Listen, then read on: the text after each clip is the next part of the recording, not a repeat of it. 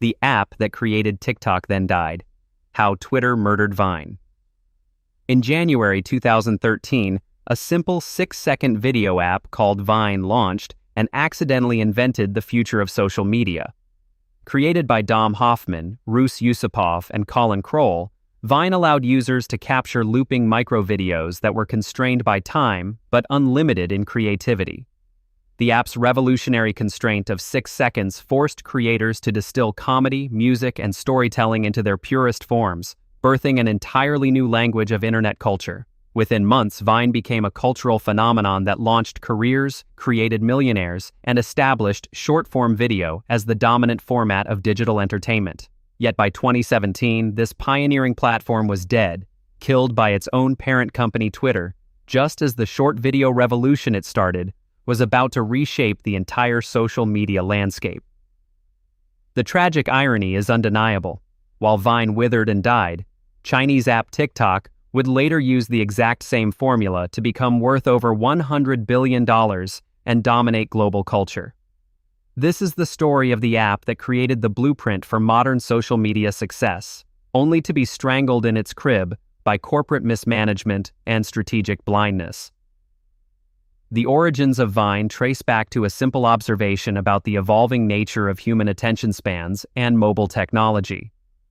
Dom Hoffman, the app's technical mastermind, had previously co-founded a creative agency and understood that mobile video was still clunky and time-consuming in the early 2010s. The iPhone 4S had decent video capabilities, but most people weren't creating short, shareable video content because the tools were complicated and the results were often boring. Hoffman, along with his co-founders Rus Yusupov and Colin Kroll, theorized that severe constraints could actually unleash creativity rather than limit it. They chose 6 seconds specifically because it was long enough to tell a micro-story, but short enough to watch repeatedly without fatigue. The looping mechanism was crucial, as it meant that truly great vines would improve with each viewing, revealing new details or building comedic momentum through repetition.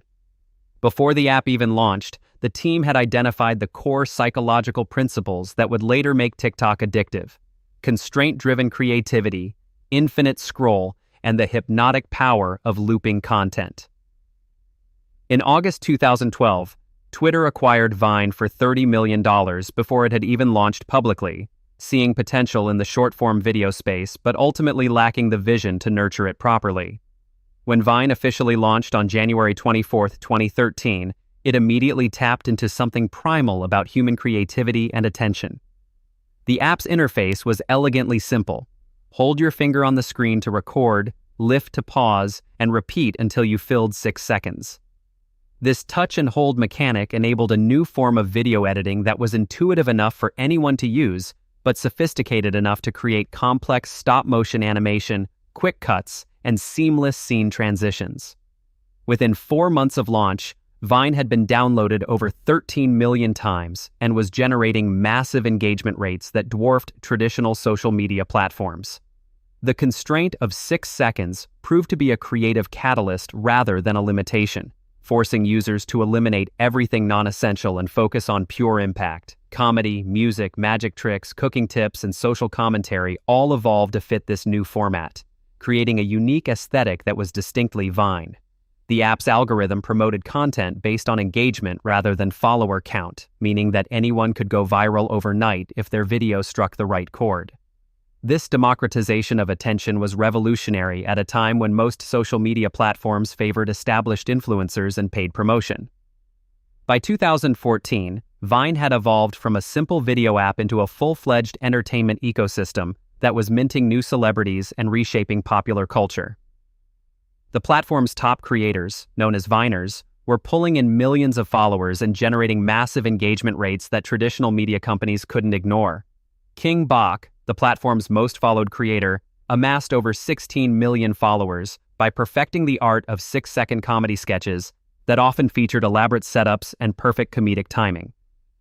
Nash Grier built a following of over 12 million by creating relatable content aimed at teenagers, while magicians like Zach King used Vine's editing capabilities to create mind-bending illusions that seemed impossible within the 6-second constraint. The platform became a launching pad for mainstream success, with Viners transitioning to television shows, movie deals, and lucrative brand partnerships. Vine celebrities were earning between $100,000 and $1 million per year through sponsored content, merchandise, and appearance fees. The cultural impact extended beyond individual creators as Vine began influencing music, comedy, and even political discourse. Songs would go viral on Vine before hitting mainstream radio. Comedy writing became more concise and punchy across all media, and politicians began incorporating Vine-style quick hits into their communication strategies. However, beneath Vine's cultural success lay fundamental business problems that Twitter seemed either unable or unwilling to solve. While the platform was generating massive engagement and cultural influence, it was hemorrhaging money with no clear path to profitability. Unlike YouTube, which had developed a robust advertising platform and revenue-sharing program with creators, Vine struggled to implement monetization features that worked for 6-second content. Traditional video advertisements felt intrusive and broke the flow of rapid-fire content consumption that made Vine addictive. The platform experimented with promoted Vines and brand partnerships, but these efforts were half-hearted and poorly executed compared to the sophisticated advertising ecosystems being developed by Facebook and Google. Twitter's leadership, already struggling to make their main platform profitable, viewed Vine as an expensive distraction rather than a strategic asset. By 2015, Vine was costing Twitter tens of millions of dollars annually in hosting fees, development costs, and infrastructure expenses, while generating minimal advertising revenue. The disconnect between cultural impact and financial return created internal tensions at Twitter, where executives began questioning whether the investment in Vine was justified. The beginning of Vine's end became apparent in 2015 when Twitter's new leadership began treating the app as a burden rather than an opportunity. Jack Dorsey returned as Twitter CEO with a mandate to focus resources on making the core Twitter platform profitable, viewing Vine as a costly distraction from that mission. The Vine team's requests for additional resources, better monetization tools, and expanded features were repeatedly denied or delayed. Meanwhile, competitors were taking notice of Vine's success and beginning to develop their own short-form video offerings. Instagram launched Instagram Stories with video capabilities, Snapchat expanded its video features, and most ominously, a Chinese company called ByteDance was quietly developing an app called Musical.ly that would later become TikTok. These platforms learned from Vine's innovations while avoiding its mistakes, implementing better monetization from the start, and providing creators with more sophisticated tools and revenue opportunities. Vine's top creators began expressing frustration with the platform's lack of support and monetization options, with many starting to diversify their presence across other platforms. The writing was on the wall, but Twitter's leadership seemed oblivious to the competitive threat and the value of what they owned. By 2016, Vine was caught in a death spiral of declining creator enthusiasm and increased competition, while Twitter remained focused on its own struggles.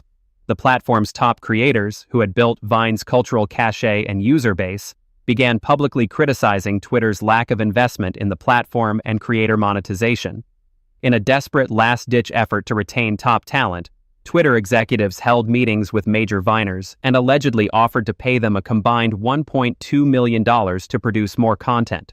But the offer was seen as too little, too late. Many creators had already begun transitioning to YouTube, Instagram, and other platforms that offered better monetization and growth opportunities. The lack of new features and improvements made Vine feel stagnant compared to rapidly evolving competitors, and user engagement began to decline as the novelty wore off and creators departed. Musical.ly was gaining traction by targeting younger users with longer video formats and better editing tools, while Instagram's video features were attracting Vine creators with its massive existing user base and superior monetization options. Twitter's financial struggles intensified throughout 2016, with pressure from investors to cut costs and focus on core competencies. Internal discussions about Vine's future became increasingly dire, with many executives viewing the app as an expensive hobby that wasn't contributing to Twitter's bottom line or strategic objectives. The death blow came on October 27, 2016, when Twitter announced it was discontinuing Vine, blindsiding users and creators who had built their careers on the platform. The announcement was delivered through a brief blog post that thanked users for their creativity while explaining that the decision would help Twitter focus on its core product. The reaction was immediate and devastating. Creators who had millions of followers and built entire businesses around Vine suddenly faced an uncertain future. The platform would remain active for a few months to allow users to download their content, but no new Vines could be created after January 17, 2017. The timing of Vine's shutdown was particularly tragic because it occurred just as short-form video was about to explode globally. Musical.ly was gaining massive traction among younger users, accumulating over 200 million users by leveraging the exact format that Vine had pioneered. ByteDance would acquire Musical.ly in 2017 for $800 million and merge it with TikTok, creating a platform that would eventually be valued at over $100 billion using the short-form video formula that Vine had invented. The contrast couldn't be more stark.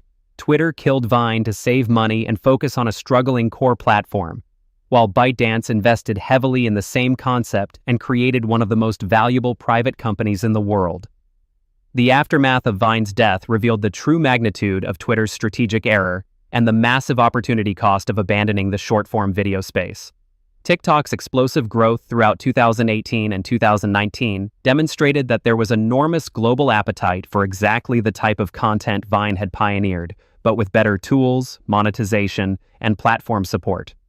TikTok expanded the video length to 15 seconds, then 60 seconds, then 3 minutes, showing how Vine's original constraint could be evolved rather than abandoned.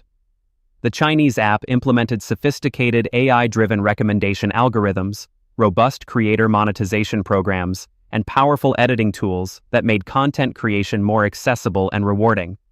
By 2021, TikTok had over 1 billion active users and was generating billions in advertising revenue, proving that short-form video was not only culturally significant, but also massively profitable when properly managed. Former Vine creators like David Dobrik, Liza Koshy, and others found massive success on YouTube and other platforms, demonstrating that the talent pipeline Vine had developed was indeed valuable and monetizable. The cultural impact of Vine's innovations cannot be overstated. The platform established short-form video as the dominant format of internet entertainment, created the template for viral content creation, and influenced everything from advertising to music to comedy. Even today, social media platforms continue to chase the engagement and cultural relevance that Vine achieved effortlessly in its prime.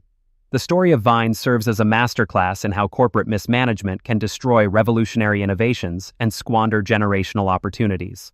Twitter possessed a platform that had solved the fundamental challenges of mobile video creation, built a thriving creator economy, and established cultural dominance in an emerging format, yet they viewed it as a liability rather than an asset. The company's failure to develop adequate monetization, invest in creator tools, or recognize the strategic value of short-form video represents one of the most costly strategic errors in tech history. While Twitter struggled with stagnant user growth and profitability challenges, they owned the blueprint for the future of social media and chose to destroy it rather than nurture it. The $30 million Twitter paid to acquire Vine represents perhaps the best return on investment that was never realized, as the short-form video market they abandoned is now worth hundreds of billions of dollars. ByteDance's success with TikTok demonstrates that Vine's model was not flawed, but merely underdeveloped, requiring investment and evolution rather than elimination. The tragedy extends beyond missed financial returns to the cultural impact. Vine had created a uniquely American form of digital entertainment that influenced global culture, yet the space was ceded to international competitors due to corporate short-sightedness.